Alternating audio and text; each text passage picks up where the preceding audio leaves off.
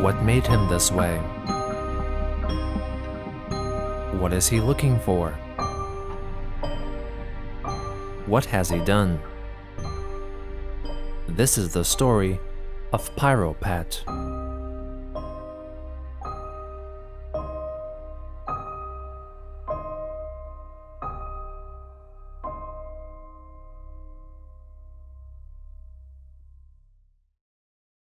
Little is known about the backstory of Pat Roberts, save for his two siblings, Arson Andy and Gabby the Gaslighter. Pat was first seen when two people, David and Mitch, take him in after finding him alone. Hi, welcome to our room. This is where me and Pat live, as you can see. A very creative mind.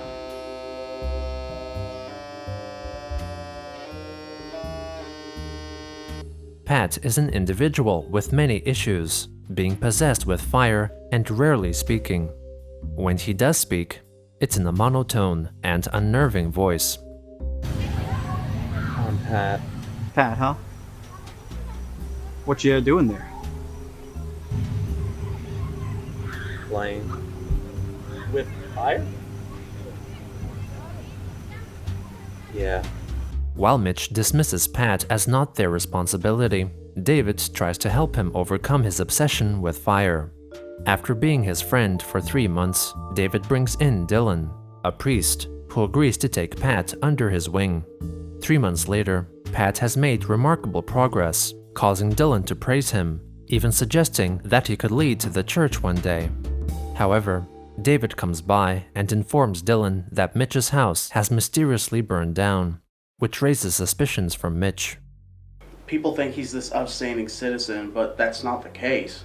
When we found him, he was sitting there staring at a lighter as if he were mesmerized by it. I knew then and there something was up. Pat one day leaves the church and becomes a professor. Then he ran for senator of Kentucky. His campaign promised guns, freedom, and liberty, but his true intentions were hinted at with subliminal messages in his campaign commercials. You know who I am? You're the senator of Kentucky. Correct. As Pat won his campaign, he stumbled upon an esoteric cult promising to grant him godlike powers. In exchange, all he had to do was kill another god and claim a mystical artifact that would enable him to traverse through other worlds and dimensions. Eventually, Pat succeeded in his quest, obtaining the artifact and slaying the god. However, his victory came at a cost.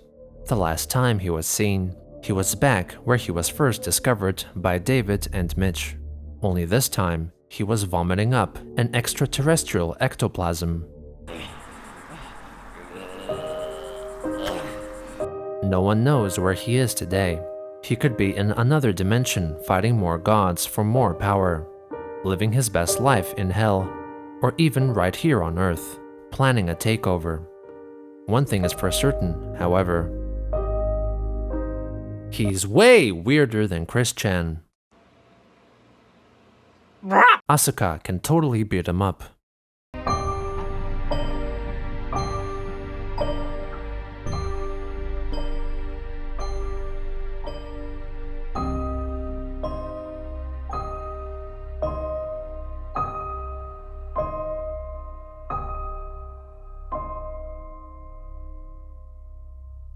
Subscribe to Self-Titled Productions.